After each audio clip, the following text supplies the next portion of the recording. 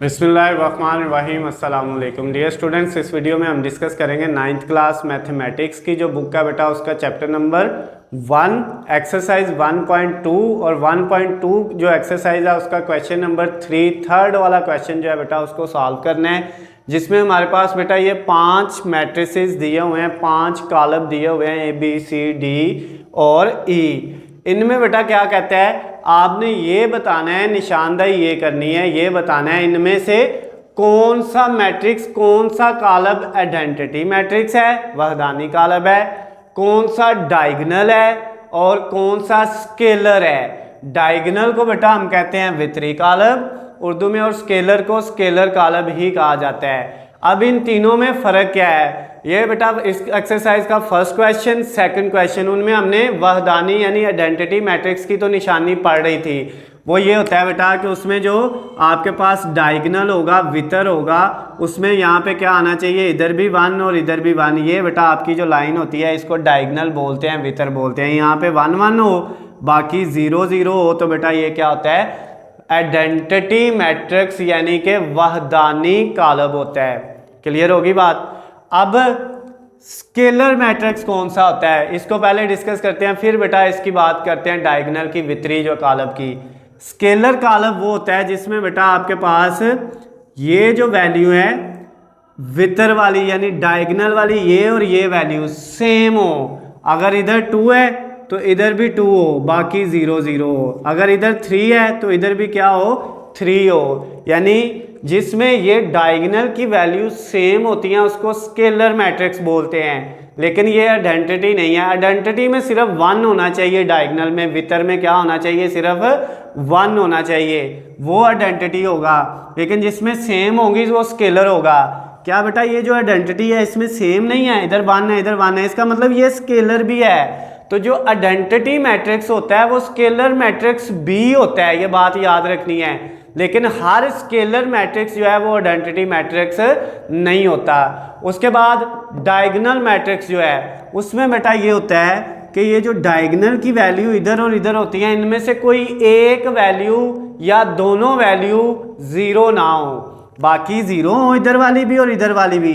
और इधर वाली वैल्यू जो है बेटा वो 0 ना हो, एक 0 हो जाए चाहे लेकिन दोनों 0 ना हो। अगर इधर 1 है इधर 0 आ गया है फिर भी ये डायगोनल मैट्रिक्स है। अगर इधर 1 है तो इधर भी क्या आ गया बेटा 1 आ गया है, फिर भी ये डायगोनल है क्योंकि ये 0 नहीं है। इन दोनों में से एक भी 0 ना हुई तो डायगोनल होना है। तो इसका मतलब फिर ये जो है आइडेंटिटी भी है, ये स्केलर भी है।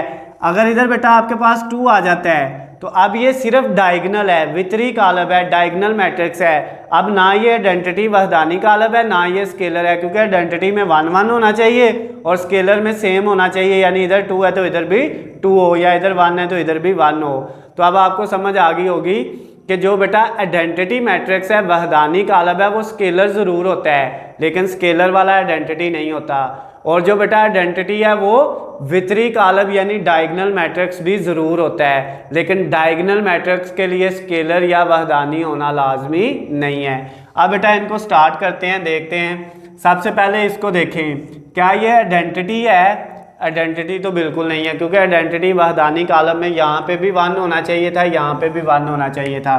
तो इसका मतलब ये आइडेंटिटी मैट्रिक्स नहीं है। क्या बेटा ये डायगोनल मैट्रिक्स है? डायगोनल ये बिल्कुल है, वितरी कॉलम ये है। उसकी वजह क्या है, क्योंकि इसका ये जो वितर है इसमें दोनों 0 होंगे तो फिर ये डायगोनल नहीं होगा। दोनों में से अगर एक भी 0 ना हो या दोनों 0 ना हो तो फिर ये डायगोनल है। तो इसका मतलब यहाँ पे इंग्लिश वाले बेटा डायगोनल लिख लेंगे और उर्दू वाले क्या लिख लेंगे, डायगोनल मैट्रिक्स, और उर्दू वाले बेटा क्या लिख लेंगे, ये वितरी कॉलम है। उसके अलावा क्या ये स्केलर है? बिल्कुल स्केलर है। उसकी वजह क्या है बेटा? उसकी वजह ये है कि जो इसके वितर में वैल्यू आ रही है डायगोनल में वैल्यू आ रही है वो सेम है, तो सेम वाले को हम क्या कहते हैं, स्केलर। तो इसका मतलब हुआ ये बेटा स्केलर भी है और ये डायगोनल भी है, लेकिन ये आइडेंटिटी नहीं है। अब अगर अब इसकी बात करें तो इसका आंसर क्या आएगा? इसमें बेटा आपके पास दोनों वैल्यू 1 1 नहीं है, आइडेंटिटी नहीं है। दोनों सेम नहीं है, स्केलर भी नहीं है। तो दोनों में 0 नहीं है तो इसका मतलब फिर बेटा नॉन जीरो है, तो ये क्या है, ये सिर्फ डायगोनल मैट्रिक्स है, यानी कि वितरी कालब है ये सेकंड वाला डायगोनल मैट्रिक्स। उर्दू वाले यहाँ पे क्या लिखेंगे बेटा, वितरी कालब है। उसके बाद यानी बी सिर्फ वितरी कालब है, डायगोनल मैट्रिक्स है। सी की बात करें तो बेटा ये 1 1 है, तो इसका मतलब ये आइडेंटिटी मैट्रिक्स है, बिल्कुल है, क्योंकि आइडेंटिटी में क्या होता है, 1 1 होता है।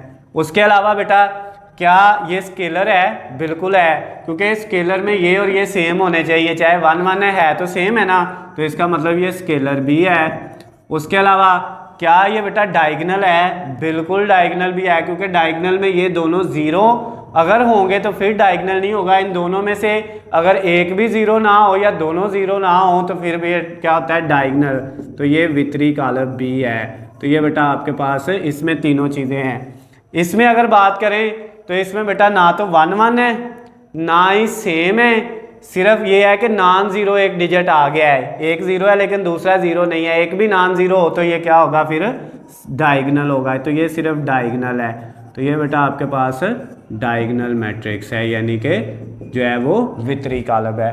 अगर लास्ट वाले की बात करें बेटा ये जो है ई वाला, इसमें बेटा पहले नंबर पे ये देखें, ये 5 - 3 हल हो रहा है, तो इसको बेटा अगर हम हल करें तो ये 5 - 3 क्या आ जाएगा, 2, और ये 1 + 1 भी कितना आ जाएगा, 2 आ जाएगा।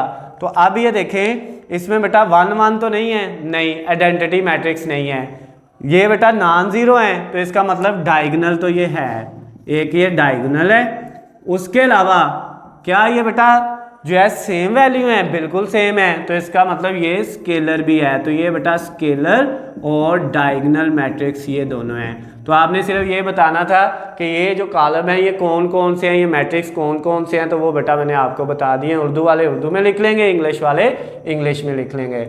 अगर बेटा इस क्वेश्चन नंबर जो 3 हमने किया है 1.2 एक्सरसाइज का जो है chapter number 1 9th class mathematics का, अगर इसमें आपको किसी भी स्टेप की किसी भी पॉइंट की कोई चीज़ समझ नहीं आई तो नीचे स्क्रीन पे मेरा नंबर है, आप मुझे कॉल करके मैसेज करके या बेटा कमेंट्स में पूछ सकते हैं। इनके अगर नोट्स चाहिए आपको पीडीएफ फॉर्म में, किसी भी सब्जेक्ट के नोट्स बेटा या गेस्ट पेपर हलशुदा guess paper paper pairing scheme PDF form में चाहिए बेटा उनके जो है, तो फिर उनका जो लिंक नीचे मैंने डिस्क्रिप्शन में दिया हुआ है वहाँ से जाके आप डाउनलोड कर सकते हैं। और अगर बेटा आपको वीडियो पसंद आती हैं तो आपने इनको ज़्यादा से ज़्यादा लाइक और शेयर करना है, चैनल को सब्सक्राइब कर लेना है ताकि आपको हमारी आने वाली तमाम नई वीडियो अपडेट बआसानी मिल सके। अल्लाह हाफिज़, खुश रहे।